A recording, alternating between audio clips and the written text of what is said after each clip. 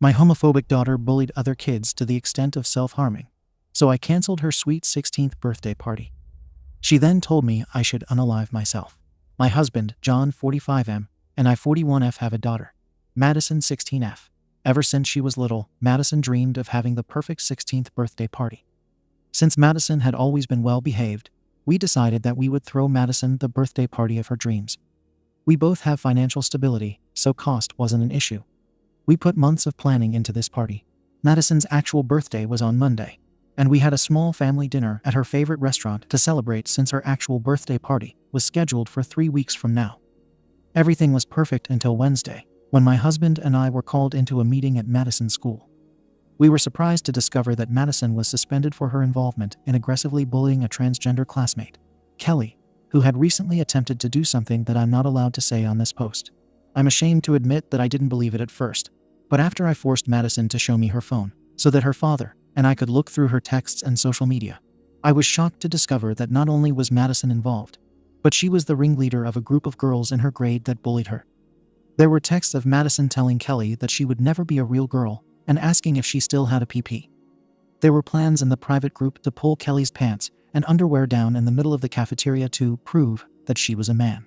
I also found posts on her social media where she referred to transgender women as perverts and troons. I am not sure what this means and said that they would never be women. John and I were disgusted by Madison's behavior. We raised our children liberally and consider ourselves LGBT allies, and Madison in particular has always been an outspoken feminist like me. When we got home from the meeting, we talked it over and decided that not only would Madison have no electronics for the rest of the year, but we would be canceling her party too. We wouldn't get the money back for the venue and most of the arrangements we made already, but we decided that this is what needed to be done. We informed Madison of our decision yesterday, and she lost it, telling us that we were terrible parents for canceling her sweet 16 over a boy, and that we were punishing her for speaking her mind when it wasn't her fault Kelly did what she did. She begged us not to cancel it and said that this was her dream, but I told her that her behavior didn't warrant having the party of her dreams. She went back to her room, crying. We thought we did the right thing, especially when we told our 2 older daughters, but when we called John's mother Shannon and told her that the party would be canceled and why, she called us awful parents for crushing her dreams this way. Now we're having second thoughts. AITA, in the comments. NTA. You said that she considers herself a feminist. Has she been reading up on TERF posts? It could explain her transphobic rhetoric. OP. I did see the word TERF used on some posts, but I'm not sure what it means. Note: TERF means trans exclusionary radical feminist. An advocate of radical feminism who believes that a trans woman's gender identity is not legitimate, and who is hostile to the inclusion of trans people and gender-diverse people in the feminist movement. Troon is a combo of trans and cartoon, or trans and goon. NTA. Her behavior requires canceling her party. I would not be opposed to more punishment, as she has dug her heels in and doesn't think her behavior needs to change. Relieve her of that notion. OP. What else would you suggest? We have already taken her electronics away and don't plan to give them back until next year. I mean next year, as in a full year from now. Sorry for the confusion. Find a therapist who can talk to people who have been sucked in by cults. Because if she is using words like troon, she is deep in this hate cult. OP, thank you. It does seem cultish. We absolutely plan to start her in therapy and are looking into it right now. As far as I know, the other girls have all been suspended too. I think that Madison's suspension is longer because she was the ringleader, but I'm not sure. And yes, we are banning her from ever spending time with those friends again. Thank you. Update. My daughter said that she wishes I was unalive. My daughter, Madison 16, began therapy last week to address her behavior. She organized a bullying campaign against a classmate and posted harmful social media posts for context. She has not been adjusting to therapy well because she believes that she did nothing wrong, and this has resulted in arguments between her, myself, and my husband. If anything, I think this has caused her to double down on her behavior. This morning we got into an argument because I discovered her trying to steal her confiscated cell phone from my husband's office. I took the phone back from her and planned to put it in his safe along with our other valuables. But she threw a fit when I took it and started to scream at me that she hates me and wishes I were unalive. I have plans to tell Madison's therapist, but I'm distraught by what happened. I keep sobbing and even woke my husband up from how loud I was. I never thought that one of my children would say this to me. I don't know where I went wrong, but I feel like a fool for not noticing this behavior sooner. Second update. I wasn't going to post an update but I felt that I owed it to all of the people who responded to my previous post. I'm sorry to report that Madison has only doubled down on her behavior in the weeks since my last post. She's now refusing to talk to me unless it's about dinner, or to bully me into handing over her electronics. She started at a new school this semester because we wanted to keep her away from her victim and the friends that she organized the harassment with, and she hasn't adjusted to it well. As far as I know, she has made no friends yet, but my husband, John, and I are refusing to transfer her back to her old school, and this frustrates her. We also refuse to give her electronics or social media back to her, and it will stay that way for the rest of the year. Unfortunately, she blames Kelly, the girl that she bullied, for everything that's happened, and it seems to have made her hatred for her worse. She has said a lot of derogatory things about her, including slurs, so John and I have discussed with her therapist enrolling our daughter in an LGBT sensitivity workshop aimed at teenagers. We have also discussed taking her to see a psychiatrist, and we have an appointment made for Tuesday.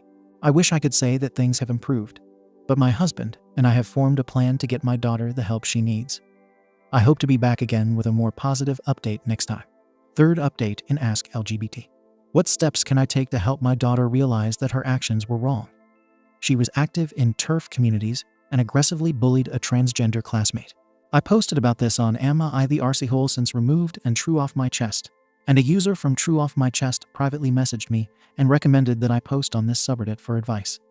My apologies if this doesn't belong here. Please tell me if I should remove it.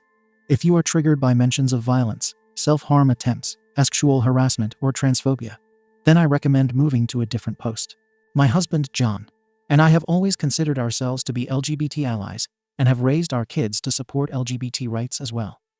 However, we recently discovered that our daughter, Madison, she is 16, was the ringleader in a violent bullying campaign against Kelly, a transgender classmate who sadly attempted to take her own life as a result of the bullying.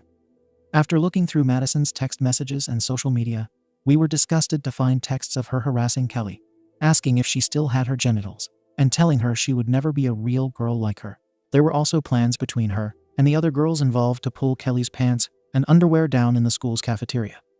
We also discovered that she was active in TERF communities on various websites and posted hateful messages calling transgender women perverts and trying to prove that they aren't real women. Obviously, we are taking this very seriously. Her 16th birthday party was canceled.